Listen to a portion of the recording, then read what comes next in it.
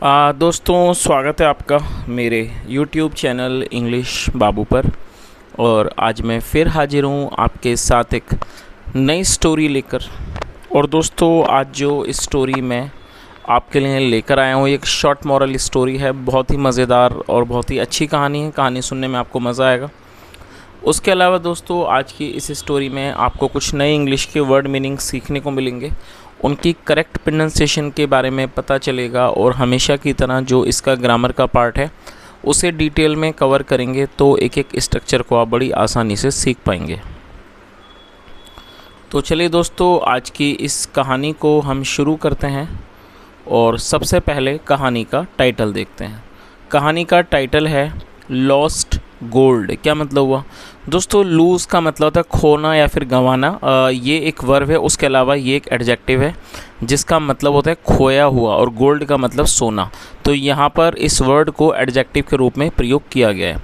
Lost gold मतलब कि खोया हुआ सोना। तो दोस्तों, ये आज की इस कहानी का टाइटल है, शीर्षक है। और अब मैं इसे पढ़ना शुरू करता हूँ। आपसे रिक्वेस्ट है आप लोग कहानी को बिल्कुल ध्यान से सुने, और यदि आप लोगों को कहानी पसंद आए तो लाइक ज़रूर करें। तो चलिए इसको शुरू करते हैं। There was a lot of noise in the market place. क्या मतलब हुआ दोस्तों? ये जो वाक्य है ये सिंपल पास्ट का वाक्य है, जहाँ पर वॉज या वर्ब का प्रयोग हेल्पिंग वर्ब के रूप में किया जाता है। साथ में नाउन या एडजेक्टिव को लेकर वाक्य को बनाया जाता है। नॉइज़ का मतलब होता है शोरगुल, शोर शराबा, शोरगुल, उसको नॉइज़ कहते हैं, जो कि एक नाउन है। There was a lot of noise in the market place. क्या मतलब हुआ कि बाज़ार के स्थान पर, मतलब कि बाज़ार में बहुत ज़्यादा शोर शराबा था, बहुत ज़्यादा शोरगुल था। A merchant was in the middle of the crowd shouting at the top of his voice. क्या अर्थ हुआ? अब मर्चेंट एक व्यापारी was in the middle of the crowd. दोस्तों, ये जो वाक्य है ये भी सिंपल पास्ट का वाक्य है, जहाँ पर वॉज का प्रयोग हेल्पिंग वर्ब के रूप में किया गया है।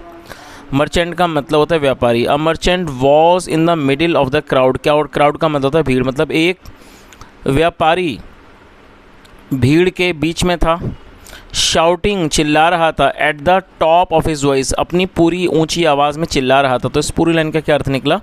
A merchant was in the middle of the crowd shouting at the top of his voice, मतलब एक व्यापारी भीड़ के बीच में से चिल्ला रहा था, अपनी सबसे मतलब कि अपनी ऊंची आवाज़ में चिल्ला रहा था। आगे देखिए।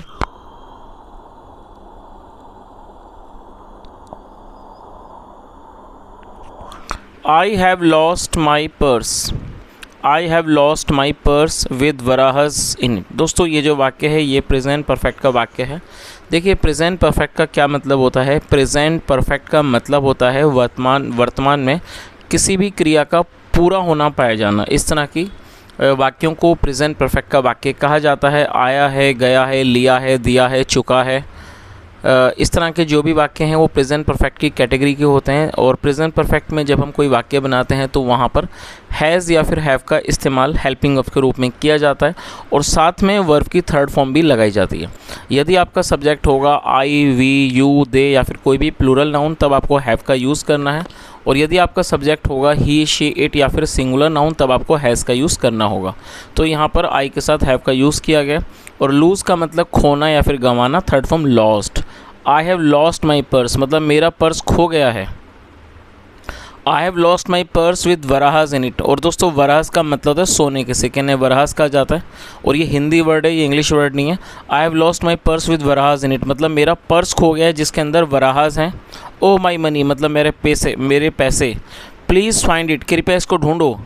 I will reward any one who finds it. दोस्तों, ये फ्यूचर इंडेफिनिट का वाक्य है, जहाँ पर विल का यूज़ हेल्पिंग वर्ब के रूप में किया जाता है। रिवॉर्ड का मतलब होता है इनाम देना, और हु एक रिलेटिव प्रोनाउन है। जब हम किसी का रेफरेंस देते हैं तो हु का यूज़ किया जाता है। तो इसका क्या अर्थ निकला? I will reward any one who finds it मतलब कि जिसे भी ये मिलेगा मैं उसको इनाम दूंगा। आगे देखिए। A poor beggar who was sitting outside a shop saw the pouch lying among some things by the road side. क्या अर्थ हुआ? A poor beggar who was sitting. और दोस्तों, ये जो वाक्य है यहाँ हु का यूज़ किया गया, जो कि एक रिलेटिव प्रोनाउन है। और ये जो वाक्य है ये पास्ट कॉन्टिन्यूस का वाक्य है। पास्ट कॉन्टिन्यूस का मतलब होता है जब हम कोई ऐसा वाक्य बनाते हैं जहाँ पर रहा था, रही थी जैसे जो वाक्य हैं वो सेंटेंस की टेल पर आते हैं, वहाँ पर वॉज या वर का प्रयोग हेल्पिंग वर्ब के रूप में किया जाता है, साथ में फोर्थ फॉर्म लगाई जाती है। और दोस्तों यहाँ पर भी हु का प्रयोग रेफरेंस के लिए किया गया। तो इस लाइन का क्या अर्थ निकला? आ पुअर बैगर मतलब एक गरीब भिखारी, हु वॉज सिटिंग जो बैठा हुआ था, आउटसाइड ए शॉप एक दुकान के बाहर, सॉ उसने देखा, और ये सी की सेकंड फॉर्म है और ये पास्ट का अफर्मेटिव वाक्य है। सॉ उसने देखा, द पाउच पाउच देखा, लाइंग पड़ा हुआ, अमंग सम थिंग्स कुछ चीज़ों के बीच में, bye the road side road के किनारे। तो इस पूरी लाइन का क्या अर्थ निकला कि एक भिखारी जो एक दुकान के बाहर बैठा हुआ था, उसने saw the pouch lying among some lying things by the road side, उसने रोड के एक तरफ पर्स उस पाउच को कुछ चीज़ों के बीच में पड़े हुए देखा। He picked it up, pick मतलब उठाना, second picked, he picked it up उसने उसे उठाया, एंड फाउंड इट और उसने उसमें पाया, कंटेंड 100 वराज उसने पाया उसमें मतलब कि 100 वराज हैं। कंटेंट मतलब किसी चीज़ में कुछ होना। आगे देखिए, बीइंग एन ऑनेस्ट मैन, दोस्तों बीइंग का मतलब है होना या किसी नाते के लिए बीइंग लगाया जाता है। बीइंग एन ऑनेस्ट मैन मतलब कि एक ईमानदार आदमी होने के नाते, he took it up to the merchant, और दोस्तों टेक मतलब ले जाना, second from took, he took it up to the merchant मतलब ईमानदार होने के नाते वह उसे व्यापारी के पास ले गया, एंड आस्क्ड और उससे कहा, पूछा, is this the purse you are looking for sir, श्रीमान क्या ये वो पर्स है जिसे आप ढूंढ रहे हैं? लुक फॉर मतलब ढूंढना, तो उसने क्या पूछा कि श्रीमान क्या ये वो पर्स है जिसे आप ढूंढ रहे हैं?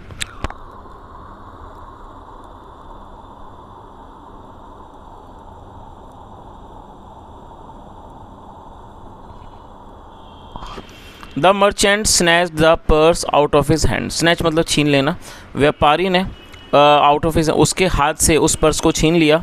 यस यस हाँ हाँ, दिस इज़ माइन ये मेरा है, ही सैड उसने कहा। देन फिर, will you give me the reward sir, और दोस्तों ये जो वाक्य है ये इंट्रोगेटिव वाक्य है। जब हम फ्यूचर इंडेफिनिट का इंट्रोगेटिव वाक्य बनाएंगे तो विल का यूज़ वहाँ पर हेल्पिंग वर्ब के रूप में किया जाएगा। तो क्या अर्थ हुआ? देन फिर, will you give me the reward sir, श्रीमान क्या आप मुझको इनाम देंगे? आस्क्ड द बैगर, भिखारी ने पूछा। रिवॉर्ड, व्हाट रिवॉर्ड मतलब बोला कि इनाम, कौन सा इनाम, क्या इनाम? There were 200 varahas in the purse I lost, तो उसने क्या कहा? There were 200 varahas in the purse I lost मतलब कि पर्स में, मतलब कि जो पर्स मैंने खोया उसमें 200 वराहस थे। But there are only 100 in this, लेकिन इसके अंदर सिर्फ 100 हैं। You have taken my money, और दोस्तों ये भी प्रेजेंट परफेक्ट का वाक्य है। टेक मतलब लेना, third from taken. You have taken my money, आपने मेरे पैसे लिए हैं। एंड नाउ और अब, यू वांट ए रिवॉर्ड, अब और अब आपको इनाम चाहिए। वांट मतलब चाहना, तो उसने क्या कहा कि आपने मेरे पैसे लिए हैं, and now you want a money, और अब तुम्हें, now you want a reward, और अब तुम्हें इनाम चाहिए। Said the greedy and dishonest merchant, greedy मतलब लालची, डिसऑनेस्ट मतलब बेईमान, दोनों एडजेक्टिव हैं, नोट कर लीजिए। Said the greedy and dishonest merchant मतलब कि लालची और बेईमान व्यापारी ने कहा। आगे देखिए,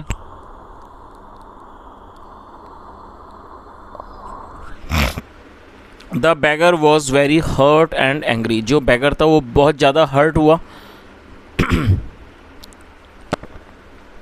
एंड एंग्री, और वो बहुत ज़्यादा मतलब कि नाराज़ हुआ, क्रोधित हुआ।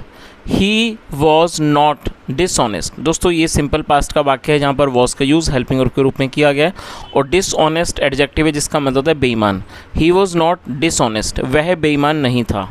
The argument went on and on, ये जो आर्गूमेंट था, जो बहस थी, वेंट ऑन एंड ऑन, ये चलती रही, मतलब जो बहस थी वो चलती रही। And people in the crowd, और जो लोग थे भीड़ में, टुक साइड्स, उन्होंने एक तो मतलब साइड्स ली, साइड का मतलब होता है किसी का पक्ष लेना, उन्होंने पक्ष लिया। And there was a lot of noise, और वहाँ बहुत ज़्यादा शोर शराबा था।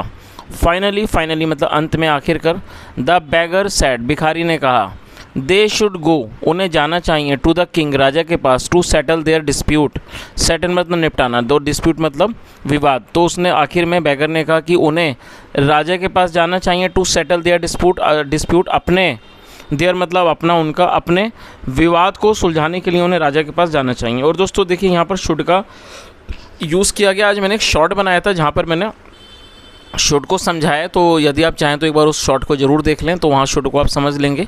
शुड का प्रयोग वाक्यों में सलाह को दर्शाने के लिए किया जाता है। जब आप कोई ऐसा वाक्य बनाते हैं जहाँ पर आप कोई सलाह को दिखाते हैं तो शुड का यूज़ किया जाता है, साथ में वर्ब की फर्स्ट फॉर्म लगाई जाती है। तो एक बार आप उस शॉर्ट को भी जाके देखें, तो वहाँ पर आपको शुड के बारे में अच्छे से समझाया गया है, आपको कुछ सीखने को मिलेगा। चलिए आगे देखिए। द किंग हर्ड दैम, दोस्तों हियर मतलब सुनना, second form heard. The king heard them, राजा ने उनकी बात को सुना। And then instructed Tenaliraman, instruct का मतलब होता है किसी को निर्देश देना, सेकंड फॉर्म इंस्ट्रक्टेड। राजा ने उनकी बात को सुना, एंड देन इंस्ट्रक्टेड तेनालीरामन, और तेनालीराम को निर्देश दिया। टू सेटल देयर डिस्प्यूट, उनके मामले को निपटाने का उन्होंने तेनालीरामन को आदेश दिया, निर्देश दिया। तेनालीरामन सेड, तेनालीरामन ने कहा, you are both right, you are both right, आप दोनों सही हो। This merchant lost his purse with 200 वराहस, मतलब इस व्यापारी ने अपने पर्स को खोया विद 200 वराहस, जिस मतलब कि 200 जिसमें वराहस थे। You have found a purse, तुम्हें एक पर्स पाया है, विद 100 वराहस मतलब कि 100 वराहस का। इन इट, इसके अंदर। इज़ दैट राइट, क्या ये सही है? यस सर, हाँ श्रीमान। Agreed both of them, agree मतलब सहमत होना, राज़ी होना। Both of them, agreed both of them, दोनों सहमत हो गए। उन्होंने कहा हाँ हाँ श्रीमान। So both facts are true, इसलिए जो दोनों फैक्ट्स हैं, तथ्य हैं, आर ट्रू वो सच्चे हैं। सीन्स, क्योंकि this purse does not contain 200 varahas, since मतलब क्योंकि ये जो पर्स है इसके अंदर 200 वराहस नहीं है। It can not be the one that the merchant lost, ये वो नहीं हो सकता जो व्यापारी ने खोया।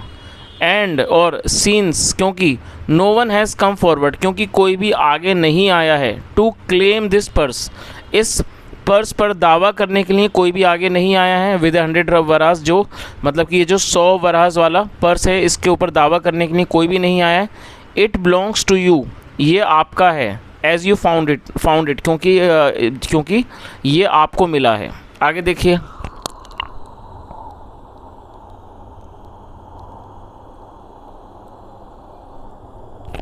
सेइंग दिस, ऐसा कहते हुए, Tenaliraman gave the pouch to the beggar, और ये भी पास्ट इंडेफिनिट का अफर्मेटिव वाक्य है जहाँ सेकंड फॉर्म लगाई गई है। गिव मतलब देना, second form gave. Saying this, ऐसा कहते हुए, Tenaliraman gave the pouch to the beggar, Tenaliraman ने पाउच को भिखारी को दे दिया। हु स्माइल्ड ग्रेटफुली, जो मतलब ग्रेटफुली मतलब जो एहसान पूर्ण तरीके से मुस्कुराया। एंड टुक इट, और उसको ले लिया। बोइंग लो, और सर झुकाते हुए। बिफोर द किंग, राजा के सामने। एंड तेनालीरामन, और तेनालीरामन के सामने। आगे देखिए।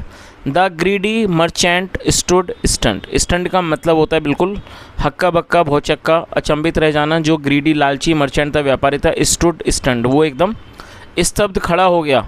बिकॉज, क्योंकि he had lost even his own 100 वराहस, क्योंकि वह अपने खुद के भी 100 वराहस गंवा चुका था। और दोस्तों यहाँ हेड के साथ थर्ड फॉर्म है तो पास्ट परफेक्ट है, क्योंकि वो अपने खुद के भी 100 वराहस गंवा चुका था। The king laughed at the justice, और जो राजा थे वो हंसे। At the justice Tenali Raman had mated out, मतलब जो तेनालीरामन ने जो न्याय दिया था, न्याय को उन्होंने दिया था, उस पर जो राजा थे वो हंसे।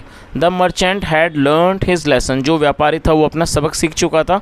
द हार्ड वे, मतलब वो एक बहुत ही कठिन जो लेसन था, सबक था, वो उसे सीख चुका था। चलिए, तो दोस्तों इस तरह से कहानी ख़त्म होती है, और जैसा हमने कहानी में देखा कि जो बेईमान व्यक्ति था उसका अंत भी बुरा ही हुआ। तो दोस्तों अगर आपको ये स्टोरी अच्छी लगी हो, मेरा पढ़ाने का प्रयास अच्छा लगा हो, तो आपसे रिक्वेस्ट है वीडियो को लाइक करें, शेयर करें, चैनल को सब्सक्राइब करें। कोई सुझाव हो तो कमेंट में बताएं। सुनने के लिए thank you so much. Have a nice day and bye.